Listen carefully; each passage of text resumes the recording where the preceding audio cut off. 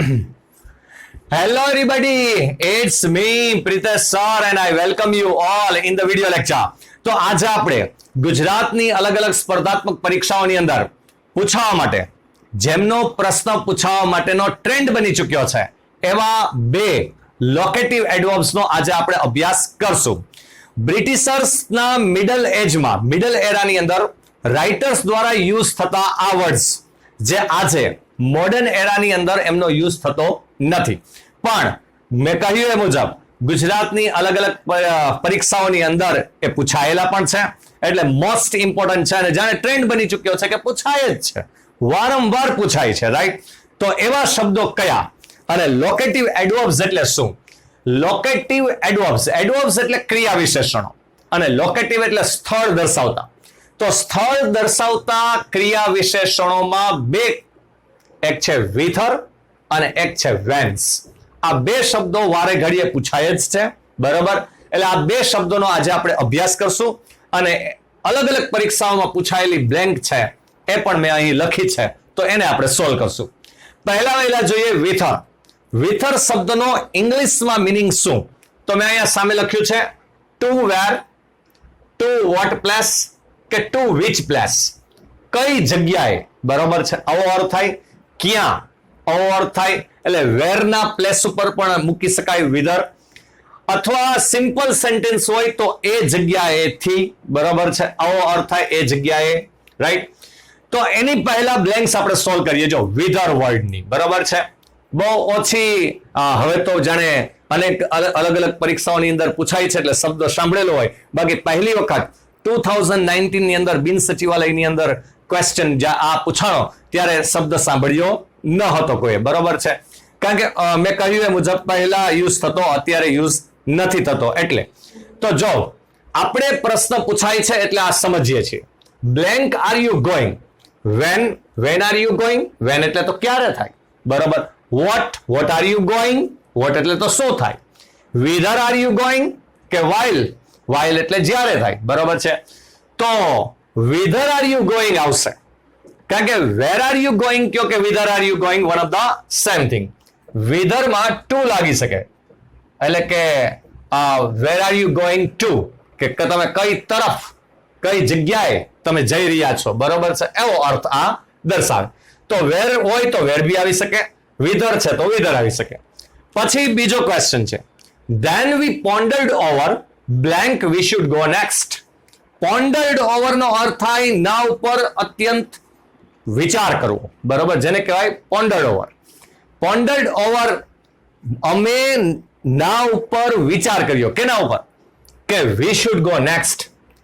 વિધર we should go next, કે હવે પછી આપણે કઈ જગ્યાએ જઈએ, ક્યાં જઈએ, બરોબર છે? હવે નેક્સ્ટ, આના પછી આપણે કઈ જગ્યાએ જવું, બરોબર છે? તો એ સ્થળની વાત આવે, ચો, બરોબર? કે એ જગ્યાએ જઈએ, કઈ જગ્યાએ જઈએ, આવી રીતે આપણે પ્લેસની વાત આવે છે. એટલે અહીંયા શું હશે? વિધર, બરોબર છે? જો વાઇલ જ્યારે, ધેર એટલે તેઓનું, વોટ એટલે શું, એટલે આ તો આવે જ નહીં, બરોબર છે? પ્લેસની વાત આવે એટલે વિધર વર્ડનો યુઝ થશે, બરોબર છે? એ જગ્યાએ, રાઈટ? ધ કબ્સ એટલે નાના બચ્ચાઓ. ફોલો એટલે ફોલો કરવું, પાછળ જવું. ધ લાયન એન્ડ લાયનેસ, સિંહ અને સિંહણનો પીછો કરે, ફોલો કરે છે. બ્લેન્ક દે ગો, એટલે કે જ્યાં તેઓ જાય છે, બરોબર છે? કે જ્યાં તેઓ જાય છે, એટલે અગેન પ્લેસની વાત, એટલે શું આવે? વિધર, બરોબર છે? વેર ઓપ્શન નથી, વિધર આવશે, બરોબર? I don't know blank they leave. ફરી પાછું વોટ એટલે શું થાય, વાઇલ એટલે જ્યારે થાય, વેન એટલે ક્યારે થાય, તો વિધર જ આવે. કે ક્યાં, કઈ જગ્યા એ. ટુ વિચ પ્લેસ, જો ટુ વિચ પ્લેસ, બરોબર છે? આવો અર્થ બતાવે. ટુ વોટ પ્લેસ, જો અહીંયા પણ તેઓ જાય છે તો ટુ વોટ પ્લેસ, બરોબર છે? કઈ જગ્યા તરફ તેઓ જાય છે, રાઈટ? તો આવો અર્થ દર્શાવે ત્યારે વિધર શબ્દ આવે. કઈ જગ્યા એ તેઓ રહે છે, બરોબર છે? તો વિધર વર્ડ આવે. તો એક આ વિધર વર્ડ, ટુ વેર ના પ્લેસ ઉપર વિધર, બરોબર છે? હાલો, એક આ છે, બરોબર? નેક્સ્ટ વેન્સ વર્ડ શું બતાવે? વેન્સ. તો અહીં શું હતું? વિધર યાને ટુ વેર. તો વેન્સ શબ્દ છે એ બતાવે from where. From where question તરીકે આવે તો ક્યાંથી, સિમ્પલ સેન્ટેન્સમાં આવે તો કે જ્યાંથી. બરોબર છે, આવો એનો મિનિંગ થાય. તો બ્લેન્ક ડુ યુ કમ, આવો ક્વેશ્ચન છે.